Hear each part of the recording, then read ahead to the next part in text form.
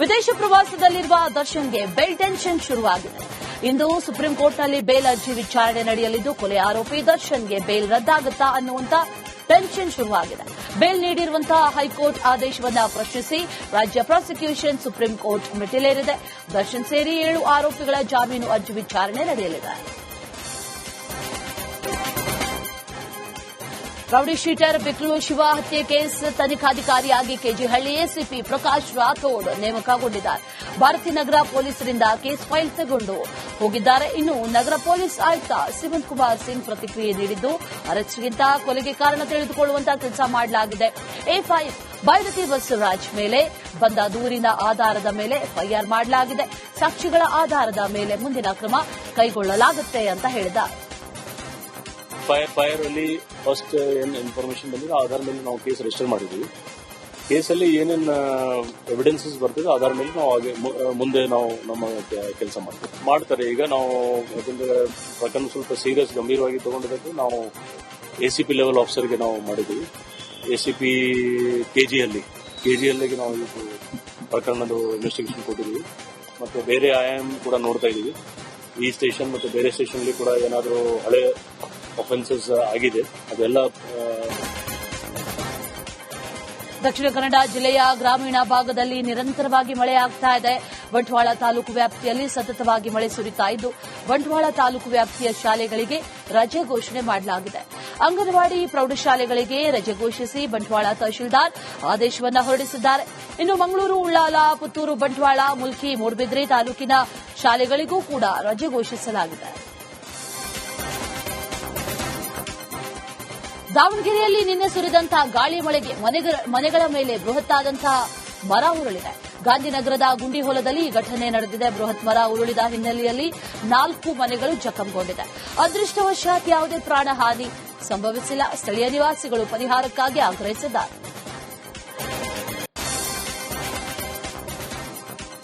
ಉಡುಪಿ ಜಿಲ್ಲೆಯಲ್ಲಿ ವ್ಯಾಪಕವಾಗಿ ಮಳೆ ಮುಂದುವರಿದ ಹಿನ್ನೆಲೆಯಲ್ಲಿ ಜಿಲ್ಲಾಧಿಕಾರಿ ಶಾಲೆಗಳಿಗೆ ರಜೆ ಘೋಷಿಸಿದ್ದಾರೆ. ಜಿಲ್ಲಾಧಿಕಾರಿ ಸ್ವರೂಪ್ ಟೀಕೆ ಅಂಗನವಾಡಿ ಪ್ರಾಥಮಿಕ ಮತ್ತು ಪ್ರೌಢಶಾಲೆಗಳಿಗೆ ರಜೆ ಘೋಷಿಸಿ ಆದೇಶವನ್ನು ಹೊರಡಿಸಿದ್ದಾರೆ. ಇನ್ನು ಪದವಿ ಪೂರ್ವ, ಪದವಿ ಕಾಲೇಜುಗಳು ಎಂದಿನಂತೆ ತೆರೆದಿರುತ್ತವೆ. ಕೊಡಗು ಜಿಲ್ಲೆಯ ಹಲವೆಡೆ ಧಾರಾಕಾರವಾಗಿ ಮಳೆಯಾಗ್ತಾ ಇರುವಂತಹ ಹಿನ್ನೆಲೆಯಲ್ಲಿ ಶಾಲಾ ಕಾಲೇಜುಗಳಿಗೆ ರಜೆ ಘೋಷಣೆ ಮಾಡಲಾಗಿದೆ. ಶಾಲೆಗಳು ಹಾಗೂ ಪದವಿ ಪೂರ್ವ ಕಾಲೇಜುಗಳಿಗೆ ರಜೆ ನೀಡಿ ಜಿಲ್ಲಾಧಿಕಾರಿ ವೆಂಕಟರಾಜ ಆದೇಶ ಹೊರಡಿಸಿದ್ದಾರೆ. ಅಲ್ಲದೆ ನಾಳೆ ಕೊಡಗು ಜಿಲ್ಲೆಯಲ್ಲಿ ಆರೆಂಜ್ ಅಲರ್ಟ್ ಘೋಷಣೆ ಮಾಡಲಾಗಿದೆ.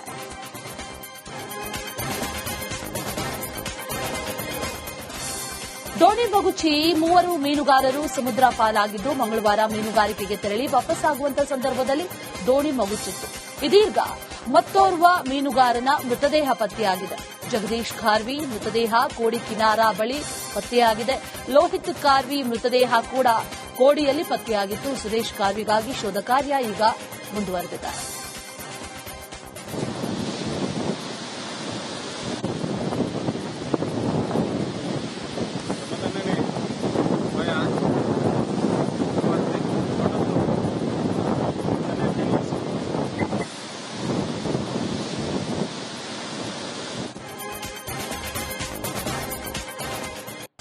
ಮಂಡ್ಯ ಜಿಲ್ಲೆ ಹಲವೆಡೆ ಭಾರೀ ಮಳೆಯಾಗಿದ್ದು, ಮದ್ದೂರು ತಾಲೂಕಿನ KM ದೊಡ್ಡಿಯಲ್ಲಿ ಮಂಡಿಯುದ್ದ ನೀರು ನಿಂತಿದೆ. ಕೆಲಕಾಲ ವಾಹನ ಸಂಚಾರ ಅಸ್ತವ್ಯಸ್ತವಾಗಿ ಸವಾರರು ಹೈರಾಣಾಗಿದ್ದು,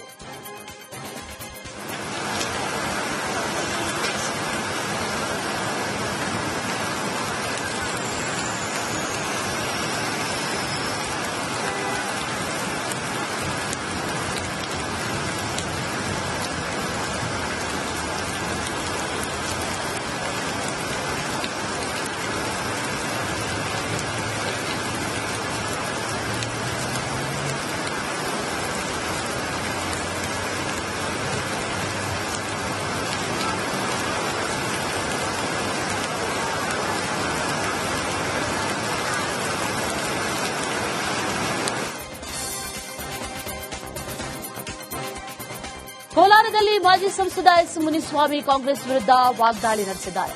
ಸಚಿವ ಪ್ರಿಯಾಂಕ್ ಖರ್ಗೆ ಇಂಟರ್ನ್ಯಾಷನಲ್ ಲೀಡರ್ ಆಗೋದಕ್ಕೆ ಹೊರಟಿದ್ದಾರೆ. ತಮಗೆ ಸಂಬಂಧಪಡದ ವಿಚಾರಗಳಲ್ಲೂ ಮೂಗು ತೂರಿಸುತ್ತಾರೆ. ಸಿಎಂ ಸಿದ್ದರಾಮಯ್ಯ 5 ವರ್ಷ ನಾನೇ ಸಿಎಂ ಅಂತ ಹೇಳಿದ್ರೆ ಡಿಸಿಎಂ ಡಿಕೆ ಶಿವಕುಮಾರ್ ಕೂಡ ಸಿಎಂ ಆಗೋದಕ್ಕೆ ಮುಂದಾಗಿದ್ದಾರೆ. ಈ ಮಧ್ಯೆ ಸಚಿವ ಪ್ರಿಯಾಂಕ್ ಖರ್ಗೆ ಅವರು ಬಿಜೆಪಿ ವಿರುದ್ಧ ಮಾತಾಡ್ತಾರೆ, ಹಿಂದೂ ಸಂಘಟನೆಗಳ ನಿಷೇಧ ಮಾಡ್ತೇವೆ ಅಂತ ಸಿಎಂ ಅಭ್ಯರ್ಥಿಯಾಗಿ ಬಿಂಬಿಸುವುದಕ್ಕೆ ಹೊರಟಿದ್ದಾರೆ ಅಂತ ಮಾಜಿ ಸಂಸದ ಎಸ್ ಮುನಿಸ್ವಾಮಿ ಕಿಡಿಕಾರಿದ್ದಾರೆ. ಖರ್ಗೆ ಅವರ ಸುಪುತ್ರರಾದಂತಹ ಮರಿ ಖರ್ಗೆ ಅವರು, ಪ್ರಿಯಾಂಕ್ ಖರ್ಗೆ ಅವರು ಅನೇಕ ಬಾರಿ ನಾನು ಇಂಟರ್ನ್ಯಾಷನಲ್ ಲೀಡರ್ ಆಗಬೇಕು ಅನ್ನೋ ಲೆಕ್ಕಾಚಾರದಲ್ಲಿ ಸಂಬಂಧ ಇಲ್ಲದೆ ಇರ್ತಕ್ಕಂಥ ವಿಷಯಗಳಲ್ಲೆಲ್ಲ ಮಾತಾಡ್ತಾನೆ ಇರ್ತಾರೆ. ನಾವು ಅವರು ಎಲ್ಲರೂ ಸಿದ್ದಂತ ಸಂದರ್ಭದಲ್ಲಿ ಯಾಕೆ ಸಂಬಂಧ ಪಡದೇ ಇರ್ತಕ್ಕಂಥ ವಿಷಯಗಳಲ್ಲೆಲ್ಲ ನೀವು ಮುಖ ತೋರಿಸ್ತೀರಿ, ಏನಿದೆಯಾ ಅದನ್ನ ಲಿಮಿಟ್ ಕ್ರಾಸ್ ಮಾಡಿ ನೀವೆಲ್ಲ ಮಾತಾಡ್ತಾ ಇದ್ದೀರಿ ಅಂತಾನು ಸುಮಾರು ಸಲ ಅನೇಕ ಜನ ಮುಖಂಡರುಗಳು ಅವರಿಗೆ ಸಲಹೆಗಳನ್ನು ಕೊಟ್ಟಿರ್ತಕ್ಕಂಥದ್ದು ಉಂಟು. ಆದ್ರೆ ಕರ್ನಾಟಕ ರಾಜ್ಯದಲ್ಲಿ ಡಿಕೆ ಶಿವಕುಮಾರ್ ಒಂದ್ ಕಡೆ ನಾನು ಮುಖ್ಯಮಂತ್ರಿ ಆಗ್ಬೇಕಂತಿದ್ರೆ, ಸಿದ್ದರಾಮಯ್ಯನವ್ರು ನಾನು ಬಿಡಲ್ಲ, ನಾನೇ 5 ವರ್ಷ ಮುಖ್ಯಮಂತ್ರಿ ಅಂತ ಹೇಳ್ತಾ ಇದ್ರೆ, ಪ್ರಿಯಾಂಕ್ ಖರ್ಗೆ ಅವರು ನಾನು RSS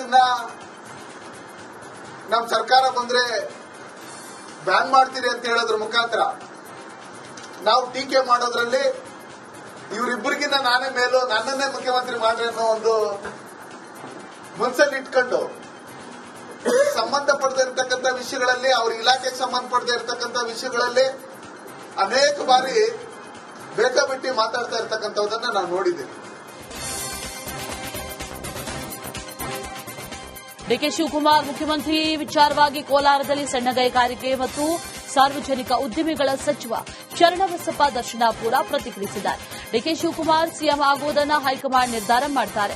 ಯಾವ ಸಂದರ್ಭದಲ್ಲಿ ಸಿಎಂ ಆಗಬೇಕು ಅನ್ನೋದನ್ನ ಶಾಸಕರ ಅಭಿಪ್ರಾಯ ತಗೊಂಡು ಮಾಡ್ತಾರೆ. ಸ್ವಾಮೀಜಿಗಳಿಂದ ಮುಖ್ಯಮಂತ್ರಿಗಳು ಆಯ್ಕೆ ಆಗೋ ಪ್ರಶ್ನೆ ಉದ್ಭವ ಆಗೋದಿಲ್ಲ.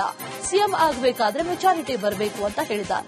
ಪಕ್ಷದ ಶಾಸಕರು ಮತ್ತು ಹೈಕಮಾಂಡ್ ನಿರ್ಧಾರ ಮಾಡಿದವರು ಸಿಎಂ ಆಗ್ತಾರೆ. ಪಕ್ಷದ 138 ಶಾಸಕರು ಡಿಸಿಎಂ ಮತ್ತು ಸಿಎಂ ಪರ ಇದ್ದೇವೆ ಅಂತ ಹೇಳಿದ್ದಾರೆ. ನಂಬಿಕೆದಾಗಲ್ಲ, ಅದು ಹೈಕಮಾಂಡ್ ಡಿಸೈಡ್ ಮಾಡಬೇಕು. ಯಾವ ಟರ್ಮ್ ಆಗಬೇಕು, ಯಾವಾಗ ಆಗಬೇಕು ಅಂತ ಹೈಕಮಾಂಡ್ ಡಿಸೈಡ್ ಮಾಡಬೇಕು. ಹೈಕಮಾಂಡ್ ಡಿಸೈಡ್ ಮಾಡಿದ ಮ್ಯಾಗ ಅವಾಗ ಶಾಸಕರ ಅಭಿಪ್ರಾಯ ತಗೋತಾರೆ. ಅವಾಗ ಮಠಾಧೀಶರ್ಲಿಂದ ಮುಖ್ಯಮಂತ್ರಿ ಆಗಿತ್ತಂದ್ರೆ ಪ್ರಶ್ನೆ ಉದ್ಭವ ಆಗ್ತಲ್ಲ. ಎಲೆಕ್ಷನ್ ಮಾಡೋದು, ಅದು ಮಾಡೋದು. ಈಗ ಯಾವುದೇ ಒಂದು ಪಕ್ಷ ಮುಖ್ಯಮಂತ್ರಿ ಆಗ್ಬೇಕಾದ್ರೆ ಮೆಜಾರಿಟಿ ಬರಬೇಕು. ಮೆಜಾರಿಟಿ ಬಂದ್ಮ್ಯಾಗ ಆ ಪಕ್ಷದ ಹೈಕಮಾಂಡ್ ಆ ಪಕ್ಷದವರೇ ತೀರ್ಮಾನ ಮಾಡಬೇಕು. ಯಾರು ಮಠಾಧೀಶರು ಮಾಡ್ಲಿಕ್ಕೆ ಸಾಧ್ಯ ಇಲ್ಲ. ಅವ್ರಾಗ್ಬೇಕು ಇವ್ರಾಗ್ಬೇಕಂತ ಅವ್ರು ಹೇಳ್ತಾರೆ. 10 ಮಂದಿ ಮಠಾಧೀಶರು 10 ಮಂದಿ ಹೆಸರು ಹೇಳ್ತಾರೆ. 10 ಮಂದಿ ಮುಖ್ಯಮಂತ್ರಿ ಆಗ್ಲಿಕ್ಕೆ ಸಾಧ್ಯ ಆಗ್ತದೆ. ವಿಜಯಪುರದಲ್ಲಿ ಸಾರಿಗೆ ಸಂಸ್ಥೆಗಳನ್ನು ಆರ್ಥಿಕವಾಗಿ ಸದೃಢಗೊಳಿಸಬೇಕಾಗಿದ್ದ ಸರ್ಕಾರ ತನ್ನ ವೋಟ್ ಬ್ಯಾಂಕ್ಗಾಗಿ ರಾಜಕಾರಣವನ್ನ ನಷ್ಟಕ್ಕೆ ನೂಕಿದೆ ಅಂತ ಶಾಸಕ ಯತ್ನಾಳ್ ಆಕ್ರೋಶವನ್ನ ಹೊರಹಾಕಿದ್ದಾರೆ. ಎಕ್ಸ್ ಖಾತೆಯಲ್ಲಿ ಪೋಸ್ಟ್ ಹಾಕುವ ಮೂಲಕ ಸರ್ಕಾರದ ವಿರುದ್ಧ ಕಿಡಿಕಾರಿದ್ದಾರೆ. ಪಿಎಫ್ ಪಾವತಿ ಮಾಡುವುದಕ್ಕೂ ಹಣವಿಲ್ಲದೆ ಈಗ ಅದಕ್ಕೂ ಸಾಲ ಮಾಡುವುದಕ್ಕೆ ಸರ್ಕಾರ ನಿರ್ಧರಿಸಿದೆ. 2 ದಿನಗಳ ಹಿಂದೆಯಷ್ಟೇ ಶಕ್ತಿ ಯೋಜನೆಯ ಯಶಸ್ಸಿನ ಬಗ್ಗೆ ಸರ್ಕಾರ ಎಲ್ಲಾ ಪತ್ರಿಕೆಗಳಲ್ಲೂ ಜಾಲತಾಣಗಳಲ್ಲಿ ಜಾಹೀರಾತು ನೀಡಿತ್ತು. ಸಾರಿಗೆ ನೌಕರರಿಗೆ 38 ತಿಂಗಳ ಭತ್ಯೆ ಮತ್ತು ವೇತನ ಹೆಚ್ಚಳ ಮಾಡದೇ ಇರುವುದರಿಂದ ಮುಷ್ಕರ ಮಾಡುವುದಾಗಿ ಕರೆ ಕೊಟ್ಟಿದ್ದಾರೆ ಅಂತ ಯತ್ನಾಳ್ ಟ್ವೀಟ್ ಮಾಡಿದ್ದಾರೆ. ಕಲಬುರಗಿಯ ಜೇವರ್ಗಿ ಆಸ್ಪತ್ರೆಯ ಒಪಿಡಿ ಪುಸ್ತಕದಲ್ಲಿ ಸಿಬ್ಬಂದಿ 2 ಕನಸು ಚಿತ್ರದ ಹಾಡು ಬರೆದಿದ್ದಾರೆ. ಪೂಜಿಸಲೆಂದೇ ಹೂಗಳ ತಂದೆ ಎಂಬ ಹಾಡು ಬರೆದಿದ್ದು, ಲೋಕಾಯುಕ್ತ ಎಸ್ಪಿ ಸಿದ್ದರಾಜು ದಿಢೀರ್ ಆಸ್ಪತ್ರೆಗೆ ಭೇಟಿ ನೀಡಿದ್ದು ತಾಲೂಕು ಆಸ್ಪತ್ರೆಯ ಕರ್ಮಕಾಂಡ ಬೆಳಕಿಗೆ ಬಂದಿದೆ. ಆಸ್ಪತ್ರೆ ಸಿಬ್ಬಂದಿ ಬೇಜವಾಬ್ದಾರಿಗೆ ಲೋಕಾಯುಕ್ತ ಎಸ್ಪಿ ಗರಂ ಆದ್ರು. ಇದು ಮಾಜಿ ಸಿಎಂ ದಿವಂಗತ ಧರ್ಮಸಿಂಗ್ ಕ್ಷೇತ್ರದ ಆಸ್ಪತ್ರೆನಾ ಅಂತ ಬೇಸರ ವ್ಯಕ್ತಪಡಿಸಿದ್ದಾರೆ. ಇನ್ನು ತಾಲೂಕು ಆಸ್ಪತ್ರೆ ಅವ್ಯವಸ್ಥೆ ಕಂಡು ಲೋಕಾಯುಕ್ತ ಎಸ್ಪಿ ದಂಗಾಗಿದ್ದಾರೆ. ಅಪ್ಲಿಕೇಶನ್ ಆಗಿದ್ದು ನೀವು ಸರ್ಟಿಫಿಕೇಟ್ ಇಶ್ಯೂ ಮಾಡಿದ್ದು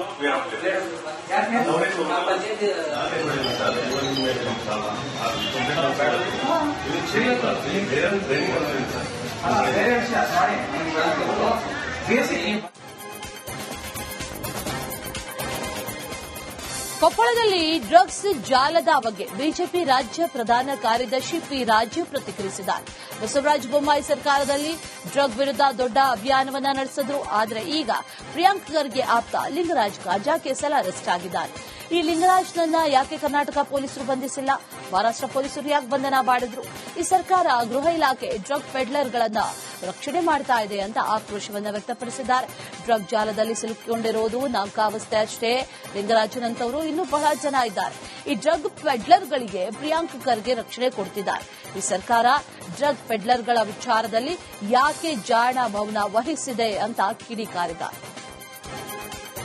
ಸನ್ಮಾನ್ಯ ಬಸವರಾಜ ಬೊಮ್ಮಾಯಿ ಅವರು ಈ ರಾಜ್ಯದ ಮುಖ್ಯಮಂತ್ರಿ ಇದ್ದಾಗ ಡ್ರಗ್ಸ್ ಬಗ್ಗೆ ಝೀರೋ ಟಾಲರೆನ್ಸ್ ಅಂತ ಹೇಳಿ ಒಂದು ಗೃಹ ಇಲಾಖೆಯ ಮೂಲಕ ಅಭಿಯಾನವನ್ನೇ ಕೈಗೊಂಡಿದ್ರು. ಅದರ ಪರಿಣಾಮವಾಗಿ ನೂರಾರು ಟನ್ ಗಾಂಜಾಗಳು ಇಡೀ ರಾಜ್ಯಾದ್ಯಂತ ಸೀಸ್ ಆಯಿತು. ಬಹಳಷ್ಟು ಜನ ಪ್ರಮುಖರು ಕೂಡ ಅದರಲ್ಲಿ ಅರೆಸ್ಟ್ ಆಗಿತ್ತು. ಇತ್ತೀಚೆಗೆ ಮಹಾರಾಷ್ಟ್ರದಲ್ಲಿ ಏನು ಡ್ರಗ್ಸ್ನಲ್ಲಿ ಪೆಡ್ಲರ್ ಆಗಿ ಅರೆಸ್ಟ್ ಆಗಿರುವಂತಹ ವ್ಯಕ್ತಿ ಲಿಂಗರಾಜ್, ಪ್ರಿಯಾಂಕ್ ಖರ್ಗೆಯ ಆಪ್ತ, ಕಾಂಗ್ರೆಸ್ ಪಕ್ಷದ ಪದಾಧಿಕಾರಿ. ಸನ್ಮಾನ್ಯ ಬಸವರಾಜ ಬೊಮ್ಮಾಯಿ ಅವರು ಈ ರಾಜ್ಯದ ಮುಖ್ಯಮಂತ್ರಿ ಇದ್ದಾಗ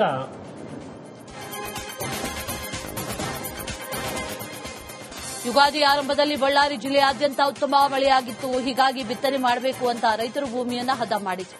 ಜೊತೆಗೆ ಸಾಲ ಮಾಡಿ ಬೀಜ, ಗೊಬ್ಬರ, ಕಳೆನಾಶಕ ಖರೀದಿ ಮಾಡಿದ್ರು. ಆದರೆ ಮಳೆ ಬಾರದೆ ಅನ್ನದಾತರು ಕಂಗಾಲಾಗಿದ್ದಾರೆ. ಸರ್ಕಾರ ಕೂಡಲೇ ಎಚ್ಚೆತ್ತು ಮೋಡ ಬಿತ್ತನೆ ಮಾಡಿ ಬಳ್ಳಾರಿಗೆ ಮಳೆ ತರಿಸಬೇಕು ಅಂತ ರೈತರು ಒತ್ತಾಯವನ್ನ ಮಾಡುತ್ತಿದ್ದಾರೆ. ನಾವು ಮಳೆ ನಂಬಿಕೊಂಡು ಹೊಲಗಳೆಲ್ಲ ಹದ ಮಾಡಿಕೊಂಡು ಸೇದ್ಯ ಮಾಡಿಕೊಂಡು ಇಟ್ಕೊಂಡಿದ್ವಿ ಸರ್. ಈಗ ಒಂದು ಉಗಾದಿ ಮುಂದ್ಗಡೆ ಒಂದೂವರೆ ತಿಂಗಳು 2 ತಿಂಗಳ ಕೆಳಗಡೆ ಮಳೆ ಬಂತು. ಅದೇ ಆಶಾದಾಯಕ ಮೇಲೆನೆ ನಾವೆಲ್ಲ ಬಿತ್ತನೆ ಬೀಜಗಳು ತಗೊಂಡಿದೀವಿ. ಮತ್ತೆ ಹೊಲಗಳೆಲ್ಲ ಹದ ಮಾಡಿಕೊಂಡು ಟ್ರ್ಯಾಕ್ಟರ್ಗಳೆಲ್ಲ ಓಡಿಸ್ಕೊಂಡು ಎಲ್ಲ ರೆಡಿ ಮಾಡಿ ಇಟ್ಕೊಂಡಿದ್ವಿ. ಆದ್ರೆ ಇವಾಗ 2 ತಿಂಗಳಿಂದ ಮಳೆ ಬರ್ತಾ ಇಲ್ಲ. ಈ ಮಲ್ನಾಡಿನಲ್ಲಿ ಮಳೆ ಬಂತಂತೇಳಿ ನಮಗೆ ಡ್ಯಾಮ್ಗೆ ನೀರು ಬಂದದಂತ ಸಂತೋಷ ಪಡೋದು ಬಿಟ್ರೆ ನಮ್ಮ ಈ ಬಳ್ಳಾರಿ ಜಿಲ್ಲೆನಲ್ಲಿ ಬಳ್ಳಾರಿ ತಾಲೂಕು ಸುತ್ತಮುತ್ತಲು ಎಲ್ಲಿ ಒಂದು ಹನಿ ಕೂಡ ಬೀಳ್ತಾ ಇಲ್ಲ. 1.5 ತಿಂಗಳಾಯ್ತು ಹನಿ ಬೀಳ್ತಾ ಇಲ್ಲ. ಇವಾಗ ನಮಗೆ ಬಿತ್ತನೆ ಮಾಡೋದಕ್ಕೂ ತೊಂದರೆ ಆಗಿದೆ. ಹೊಲಗಳನ್ನು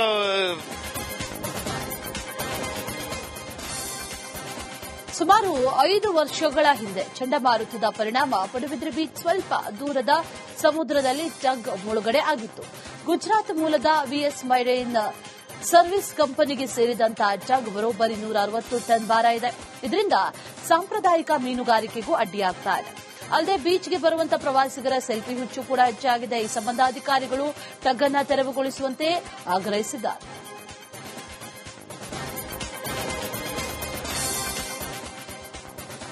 ತುಮಕೂರು ದಿನದಿಂದ ದಿನಕ್ಕೆ ಅಭಿವೃದ್ಧಿ ಹೊಂದ್ತಾ ಇದೆ. ಇದರ ಜೊತೆ ಐಟಿ ಬಿಟಿ ಉದ್ಯೋಗಿಗಳು ಹಾಗೂ ವಿದ್ಯಾವಂತರನ್ನೇ ಟಾರ್ಗೆಟ್ ಮಾಡುವಂತಹ ಸೈಬರ್ ಖದೀಮರು ಕೂಡ ಹೆಚ್ಚಾಗ್ತಾ ಇದ್ದಾರೆ. ಗುಜರಾತ್, ಪಂಜಾಬ್, ರಾಜಸ್ಥಾನ, ಮಹಾರಾಷ್ಟ್ರ ಇನ್ನು ಹೊರ ರಾಜ್ಯದ ಸೈಬರ್ ಖದೀಮರು ಟಾರ್ಗೆಟ್ ಮಾಡ್ತಿದ್ದಾರಂತೆ. ಕಳೆದ 6 ತಿಂಗಳಲ್ಲಿ ತುಮಕೂರು ಸೈಬರ್ ಪೊಲೀಸ್ ಠಾಣೆಯಲ್ಲಿ 100ಕ್ಕೂ ಹೆಚ್ಚು ಕೇಸ್ ದಾಖಲಾಗಿದೆ. 10 ಕೋಟಿಗೂ ಅಧಿಕ ವಂಚನೆ ಆಗಿದೆ ಅನ್ನುವಂತ ಮಾಹಿತಿ ಇದೆ. ಕ್ರೈಮ್ ಸೈಬರ್ ಫ್ರಾಡ್ ಅಲ್ಲಿ ಮಾಡಕ್ಕೆ ಯಾಕೆ ಆಗ್ತಾ ಇಲ್ಲ ಅಂದ್ರೆ ಅವರು ದೂರ ಒಂದಿರ್ತಾರೆ. ಎರಡನೇದು ಟೆಕ್ನಾಲಜಿ ಒಂದು ಯೂಸ್ ಮಾಡ್ತಾರೆ. ಇಲ್ಲಿ ನಾವು ಮುಖ್ಯವಾಗಿ ಈಗಾಗಲೇ ನಾವು ಬಹಳಷ್ಟು ಅವೇರ್ನೆಸ್ ಕ್ಯಾಂಪೇನ್ಸ್ ಮತ್ತೆ ಸ್ಕೂಲ್ಸ್, ಕಾಲೇಜಸ್ಗೆ ಹೋಗ್ತಾ ಇದ್ದೀವಿ. ಫಸ್ಟ್ ಥಿಂಗ್, ನಾವು ನಮ್ಮ ಮೊಬೈಲ್ ಫೋನ್ ಆಗಲಿ ಬ್ಯಾಂಕ್ ಅಕೌಂಟ್ಸ್ ಆಗಲಿ ಸೇಫ್ ಆಗಿ ಇಟ್ಕೊಂಡ್ರೆ ಈ ಸೈಬರ್ ಫ್ರಾಡ್ಸ್ ಆಗೋದೇ ಕಡಿಮೆ ಆಗುತ್ತೆ. ಅಂಡ್ ಈಗಾಗಲೇ ನಾವು ಏನು ರಿಜಿಸ್ಟರ್ ಆಗಿದ್ದಾವೆ ಕೇಸಸ್, ಅವು ಎಷ್ಟೇ ದೂರ ಇರಲಿ, ಎಷ್ಟೇ ಟೆಕ್ನಾಲಜಿ ಯೂಸ್ ಮಾಡಲಿ, ನಾವು ಅದಕ್ಕೆ ಅಪ್ಗ್ರೇಡ್ ಆಗಿ ಕೇಸಸ್ ಹಿಡ್ಕೊಂಡು ಬರ್ತಾ ಇದ್ದೀವಿ. ಆ ಥರ ರಾಜಧಾನಿ ಬೆಂಗಳೂರಿನಲ್ಲಿ ಟ್ರಾಫಿಕ್ ಕಿರಿಕಿರಿ ಹೆಚ್ಚಾಗಿದೆ. ಕಿಲೋಮೀಟರ್ ಗಟ್ಟಲೆ ಟ್ರಾಫಿಕ್ ಜಾಮ್ ಆಗಿದ್ದು ಎಲೆಕ್ಟ್ರಾನಿಕ್ ಸಿಟಿ ಫ್ಲೈಓವರ್ ಸಂಪೂರ್ಣವಾಗಿ ಜಾಮ್ ಆಗಿದೆ. ಸಿಲ್ಕ್ ಬೋರ್ಡ್ನಿಂದ ಸಿಂಗಸಂದ್ರ ತನಕ ಜಾಮ್ ಆಗಿದ್ದು ಗಂಟೆಗಟ್ಟಲೆ ಟ್ರಾಫಿಕ್ನಲ್ಲಿ ಸಿಲುಕಿ ವಾಹನ ಸವಾರರು ಪರದಾಡಿದರು.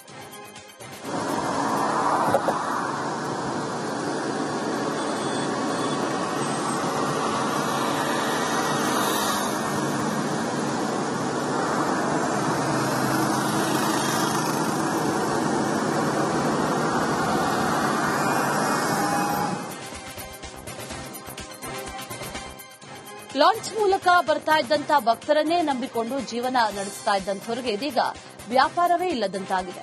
ಸೇತುವೆ ಉದ್ಘಾಟನೆ ನಂತರ ಲಾಂಚ್ಗಳು ದಡ ಸೇರಿದೆ. ಸಿಗಂದೂರು, ಕೊಲ್ಲೂರಿನ ಭಕ್ತರು ಪ್ರವಾಸಿಗರು ಹಾಗೂ ಸ್ಥಳೀಯರನ್ನ ನಂಬಿಕೊಂಡು ಬದುಕು ಸಾಗಿಸ್ತಾ ಇದ್ದವರು ಕಣ್ಣೀರು ಹಾಕ್ತಿದ್ದಾರೆ.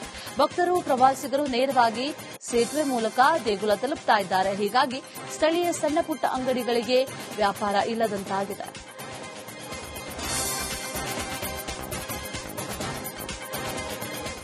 ಹಾಸನದ ಸಕಲೇಶಪುರ ಪ್ರಾದೇಶಿಕ ಸಹಾಯಕ ಸಾರಿಗೆ ಅಧಿಕಾರಿ ಕಚೇರಿಯಲ್ಲಿ ಕೆಲ ದಿನಗಳ ಹಿಂದೆಯಷ್ಟೇ ಕೇಕ್ ಕತ್ತರಿಸಿ ಹುಟ್ಟುಹಬ್ಬವನ್ನು ಆಚರಣೆ ಮಾಡಿಕೊಂಡಿದ್ರು. ಮಾಧ್ಯಮದಲ್ಲಿ ಪ್ರಸಾರವಾದ ಹಿನ್ನೆಲೆ ಪ್ರಕರಣ ಸಂಬಂಧ ತೀವ್ರ ಖಂಡನೆ ವ್ಯಕ್ತವಾಗ್ತಾ ಇದೆ. ಮಾಧ್ಯಮದಲ್ಲಿ ಸುದ್ದಿ ಬಿತ್ತರವಾಗಿದ್ದಕ್ಕೆ ಇದು ಅನಪೇಕ್ಷಿತ ಸುದ್ದಿ. ಆ ವ್ಯಕ್ತಿ ದಲ್ಲಾಳಿ ಕಚೇರಿಗೆ ಬೀಗ ಮತ್ತು ಗೇಟ್ ವ್ಯವಸ್ಥೆಯನ್ನು ಮಾಡಿಕೊಟ್ಟಿದ್ರು. ಹೀಗಾಗಿ ಅವರ ಹುಟ್ಟುಹಬ್ಬ ಆಚರಿಸಲಾಯಿತು. ಕಚೇರಿಗೆ ಯಾವುದೇ ಹಾನಿಯಾಗಿಲ್ಲ ಅಂತ ಪತ್ರದ ಮೂಲಕ ಎಆರ್ಟಿಒ ಮಧುರ ಸ್ಪಷ್ಟನೆ ಕೊಟ್ಟಿದ್ದಾರೆ. ಆದರೆ ಎಆರ್ಟಿಒ ವಿರುದ್ಧ ಶಿಸ್ತು ಕ್ರಮ ಜರುಗಿಸದೇ ಇದ್ರೆ ಮುಂದೆ ಹೋರಾಟ ಮಾಡುವುದಾಗಿ ಮಲೆನಾಡು ರಕ್ಷಣಾ ಸೇನೆ ಅಧ್ಯಕ್ಷ ದರ್ಶನ್ ಎಚ್ಚರಿಕೆಯನ್ನು ಕೊಟ್ಟಿದ್ದಾರೆ.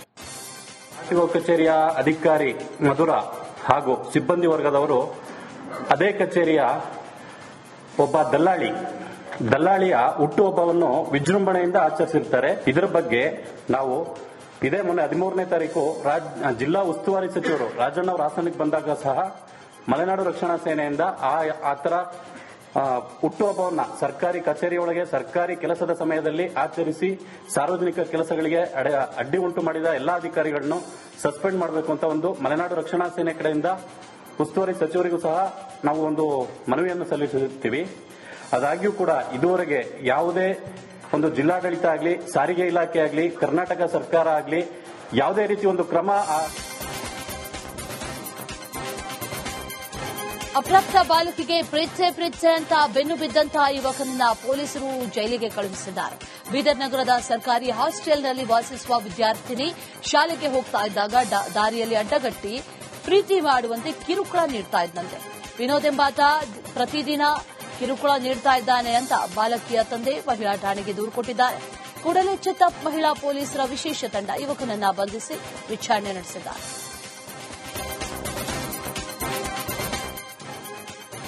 ಹೊಸಪೇಟೆಯಲ್ಲಿರುವ ತಾಯಿ ಮತ್ತು ಮಕ್ಕಳ ಆಸ್ಪತ್ರೆಯಲ್ಲಿ ಕರೆಂಟ್ ಕಟ್ ಆಗಿದೆ. ಆಸ್ಪತ್ರೆಯಲ್ಲಿ ಹಸುಗೂಸುಗಳು, ಬಾಣಂತಿಯರು ಕತ್ತಲಲ್ಲೇ ಪರದಾಡಿದ್ದಾರೆ. ರೋಗಿಗಳ ಸಂಬಂಧಿಕರು ಮೊಬೈಲ್ ಟಾರ್ಚ್ ಅನ್ನು ಬಳಸ್ತಾ ಇದ್ದಾರೆ. ಬೆಳಗ್ಗಿಂದಲೂ ಕೂಡ ನಗರದಲ್ಲಿ ಕರೆಂಟ್ ಕಟ್ ಆಗಿದೆ. ಆಸ್ಪತ್ರೆಯಲ್ಲಿ ಜನರೇಟರ್ ಕೂಡ ಬಂದ್ ಆಗಿದ್ದು ಐಸಿಯು ಸೇರಿದಂತೆ ನಾನಾ ಕಡೆ ರೋಗಿಗಳು 2 ಗಂಟೆಗಳ ಕಾಲ ಪರದಾಡಿದ್ದಾರೆ.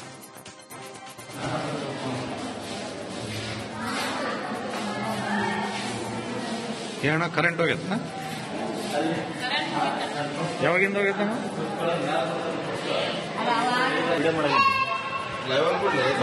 ಐಸಿಯುದಾಗ ಒಂದು ಸ್ವಲ್ಪ ಹೋಗ್ಬೇಡ ಹೋಗಿ ನಾನು ಆ ಪಾಪ ವಯಸ್ಸಲ್ಲಿ 4 ಡೆಲಿವರಿ ಆಗೈತೆ. ಐಸಿಯು ಐತಲ್ಲ 1.5 ಅವರ್ ಆಯ್ತು. ಕರೆಂಟ್ ಇಲ್ಲ, ಏನಿಲ್ಲ, ದುಪ್ಪೆ ಚೆನ್ನಾಗಿಲ್ಲ.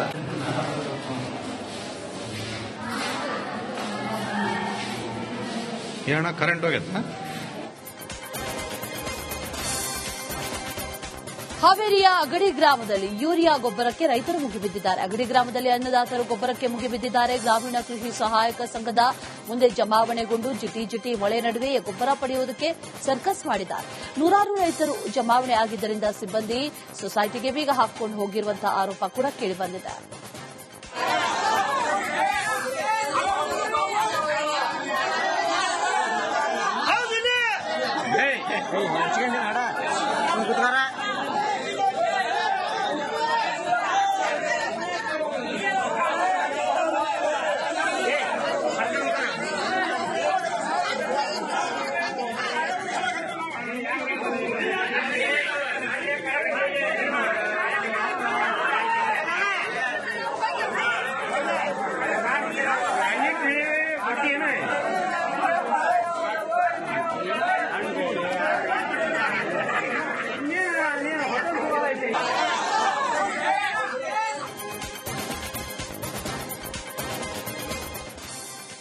ರಾಜ್ಯ ಸರ್ಕಾರ ಕೇಳಿದಷ್ಟು ಗೊಬ್ಬರವನ್ನ ಕೇಂದ್ರ ವಿತರಿಸಿದೆ ಅಂತ ಸಚಿವ ಶಿವಾನಂದ ಪಾಟೀಲ್ಗೆ ಸಂಸದ ಬಸವರಾಜ ಬೊಮ್ಮಾಯಿ ಟಾಂಗ್ ಕೊಟ್ಟಿದ್ದಾರೆ. ರಾಜ್ಯಕ್ಕೆ ಹೆಚ್ಚಿನ ಪ್ರಮಾಣದಲ್ಲಿ ಕೇಂದ್ರ ಸರ್ಕಾರ ಗೊಬ್ಬರ ಕೊಟ್ಟಿದೆ. ಮಳೆ ಹೆಚ್ಚಾಗಿರೋದ್ರಿಂದ ಹೆಚ್ಚು ಗೊಬ್ಬರ ಬೇಕಾಗಿದೆ. ರಾಜ್ಯ ಸರ್ಕಾರ ಬೇಡಿಕೆ ಇಟ್ಟರೆ ನಾವು ಕೊಡಿಸ್ತೇವೆ ಅಂತ ಹಾವೇರಿಯಲ್ಲಿ ಬೊಮ್ಮಾಯಿ ಹೇಳಿದ್ದಾರೆ.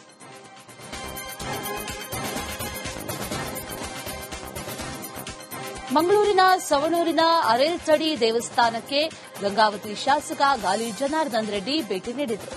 ಮೇ 13ರಂದು ದೇವಸ್ಥಾನದ ಬ್ರಹ್ಮ ಕಲಶೋತ್ಸವಕ್ಕೆ ರೆಡ್ಡಿ ಆಗಮಿಸಬೇಕಾಗಿತ್ತು. ಆದರೆ ಆಂಧ್ರಪ್ರದೇಶದ ಓಬಳಾಪುರಂ ಅಕ್ರಮ ಗಣಿಗಾರಿಕೆ ಪ್ರಕರಣದಲ್ಲಿ ಮೇ 6ರಂದು ರೆಡ್ಡಿ ಮತ್ತೆ ಜೈಲು ಪಾಲಾಗಿದ್ರು. ಹೀಗಾಗಿ ಬರೋದಕ್ಕೆ ಸಾಧ್ಯ ಆಗಿರಲಿಲ್ಲ. ಆದರೆ 1 ತಿಂಗಳ ಒಳಗಡೆ ಜೈಲಿನಿಂದ ಬಿಡುಗಡೆ ಆಗ್ತಾರೆ ಅಂತ ದೈವ ನುಡಿದಿತ್ತು.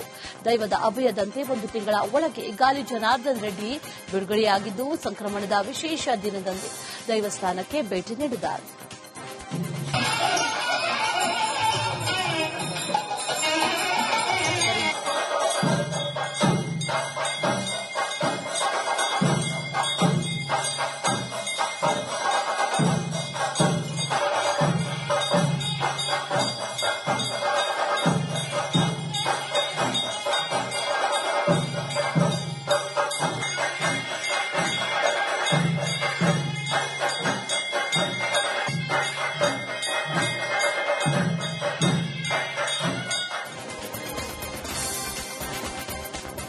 ನವೆಂಬರ್ ಒಳಗೆ ಸಿದ್ದರಾಮಯ್ಯ ರಾಜೀನಾಮೆ ಖಚಿತ ಅಂತ ಶಾಸಕ ಜನಾರ್ದನ್ ರೆಡ್ಡಿ ಸ್ಫೋಟಕ ಭವಿಷ್ಯ ನುಡಿದಿದ್ದಾರೆ. ಸಿಎಂ ಸಿದ್ದರಾಮಯ್ಯ ರಾಜೀನಾಮೆ ಖಚಿತ. ಡಿಕೆ ಶಿವಕುಮಾರ್ ಮುಖ್ಯಮಂತ್ರಿ ಆಗ್ತಾರೆ. ಅರಸು ಅತಿ ಹೆಚ್ಚು ದಿನ ಸಿಎಂ ಆಗಿದ್ರು. ಅದಕ್ಕಿಂತ 1 ದಿನ ಹೆಚ್ಚಾದಾಗ ಸಿಎಂ ಸಿದ್ದರಾಮಯ್ಯ ಸ್ಥಾನ ಬಿಟ್ಟುಕೊಡೋದಾಗಿ ಹೇಳಿದ್ದಾರೆ ಅಂತ ಸುಳ್ಯದಲ್ಲಿ ಶಾಸಕ ಜನಾರ್ದನ್ ರೆಡ್ಡಿ ಹೇಳಿದ್ದಾರೆ. 9 ತಿಂಗಳ ಒಳಗಡೆ ಸಿದ್ದರಾಮಯ್ಯ ಅವರು, ನಮಗೆ ತಿಳಿದಿರುವಂತ ಮಾಹಿತಿ ಪ್ರಕಾರ ದೇವರಾಜ್ ಅರಸು ಅವರು ಈ ರಾಜ್ಯದ ಮುಖ್ಯಮಂತ್ರಿಯಾಗಿ ಅತಿ ಹೆಚ್ಚು ದಿನಗಳ ಕಾಲ ಇದ್ದಿದ್ದು. ಅದಕ್ಕಿಂತ 1 ದಿನ ಹೆಚ್ಚಾಗಿ ನಾನು ಮುಖ್ಯಮಂತ್ರಿ ಪದವಿ ಆದ್ಮೇಲೆ ನಾನು ಸೀಟನ್ನು ಬಿಟ್ಕೊಡ್ತೀನಿ ಅಂತ ಹೇಳಿ ಹೈಕಮಾಂಡ್ ಮುಂದೆ ಒಂದು ಒಪ್ಪಂದ ರೀತಿಯಲ್ಲಿ ಮಾಡಿಕೊಂಡೆ ಇವತ್ತು ಡಿ ಕೆ ಶಿವಕುಮಾರ್ ಅವರು ಮತ್ತು ಸಿದ್ದರಾಮಯ್ಯ ಅವರು ಅಧಿಕಾರ ಗಾಲಿ ಜನಾರ್ದನ್ ರೆಡ್ಡಿ ಶ್ರೀರಾಮುಲು ಮಧ್ಯೆ ವೈಮನಸ್ಸು ವಿಚಾರ ದೆಹಲಿ ಅಂಗಳ ತಲುಪಿದೆ. ಸೋಮಣ್ಣ ನೇತೃತ್ವದಲ್ಲಿ ದೆಹಲಿಯಲ್ಲಿ ಸಂಧಾನಕ್ಕೆ ಕರೆದಿದ್ದಾರೆ. ಈ ಬಗ್ಗೆ ಪ್ರತಿಕ್ರಿಯಿಸಿರುವಂತಹ ಗಾಲಿ ಸೋಮಶೇಖರ್ ರೆಡ್ಡಿ, ಸಣ್ಣ ವೈಮನಸ್ಸು ಬಗೆಹರಿಯುತ್ತೆ. ಶ್ರೀರಾಮುಲು ಹಾಗೂ ಜನಾರ್ದನ್ ರೆಡ್ಡಿ ಇಬ್ಬರೂ ನನ್ನ ತಮ್ಮಂದ್ರು. ಯಾವುದೋ ಕಾರಣಕ್ಕೆ ವೈಮನಸ್ಸು ಬಂದಿದೆ, ಬಗೆಹರಿಸಿಕೊಂಡು ಹೋಗ್ತಾರೆ. ಮತ್ತೆ ಬಳ್ಳಾರಿಯಲ್ಲಿ ಬಿಜೆಪಿಗೆ ಗತವೈಭವ ಬರಲಿದೆ ಅಂತ ಹೇಳಿದ್ದಾರೆ.